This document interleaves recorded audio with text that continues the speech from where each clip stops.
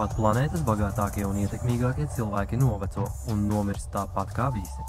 Kāda jēga visu dzīvi būvēt impēriju, tiekties pēc slavas, lai panākumu virsotnē nonāktu zārkā, tā arī neizbaudot dzīvi. Kamēr tu esi dzīvs, tev var būt lērums vērtību. Ja tevis nav, tad nekādas vērtības tev vairs neeksistē.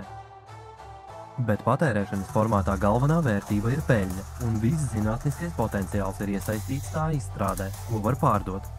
Jauna veida ieročus un preces.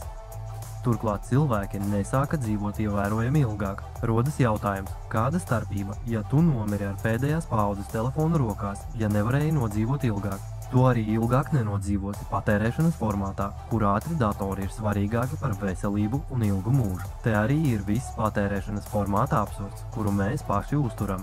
Mēs pieņēmām to, kāds tas ir, un pat neaizdomājamies par to, kas ir patiesi svarīgs katram cilvēkam – dzīvība.